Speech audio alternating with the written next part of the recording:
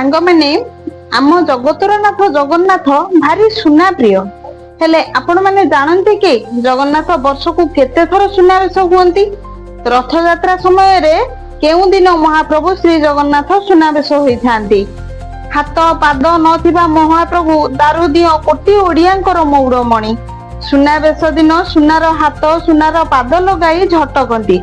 हाँ सांग माने जगन्नाथंकर सुनावेश देखिबाकू काहे केते दूररु छुटी आसंती भक्त माने पुरी को।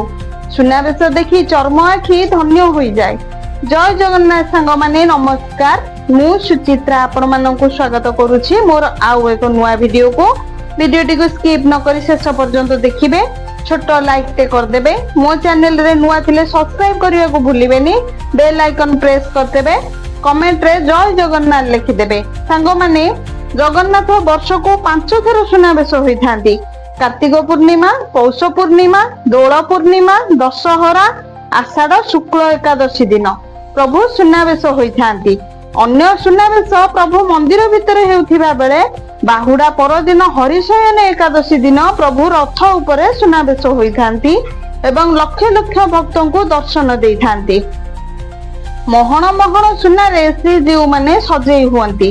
राजराजेश्वर बेशरे दर्शन दियंती।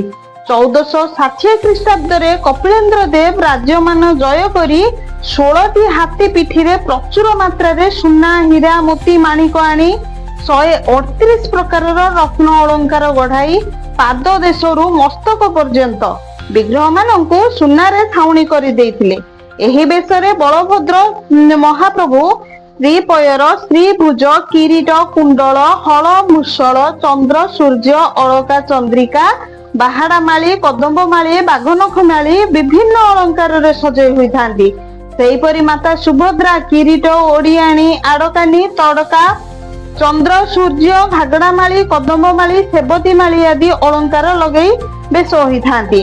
आम प्रिय प्रभु जगन्नाथ सेमती श्रीपयर श्रीभुज चंद्र सूर्य आड़कानी अलका घागड़ा माली तिलक कदम्ब माली कुंडल चंद्रकाबा कंठी स्वर्ण चक्र हरिड़ा माली ताबिज माली नली भुज कमर पट्टी रे बेश होइथांती किंतु रूपार शंख धारण करिथांती।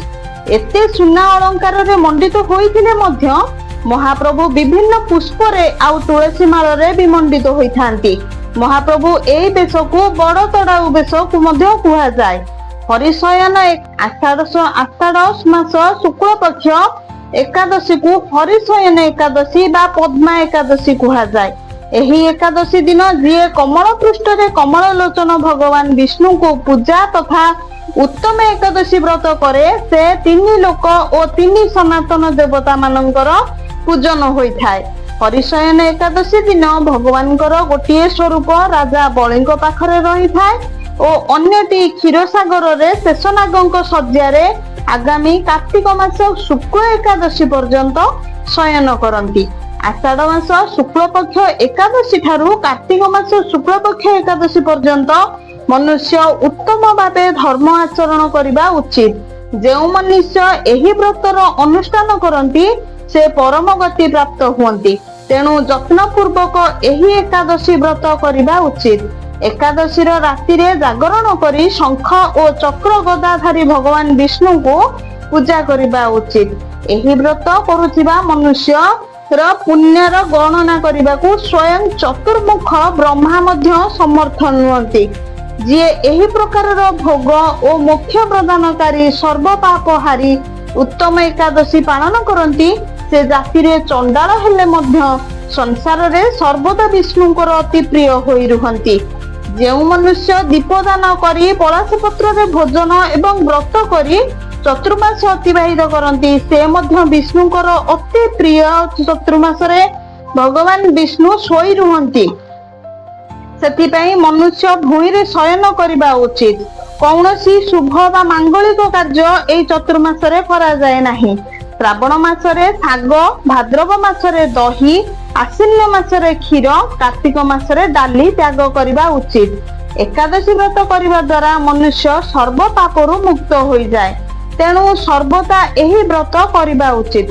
वैज्ञानिकଙ୍କ ମତରେ ଏକାଦଶୀ କରିବା ଦ୍ୱାରା ପେଟକୁ ବିଶ୍ରାମ ମିଳେ ଓ ପାପଗ୍ନି କୁ ସକ୍ରିୟ କରାଏ।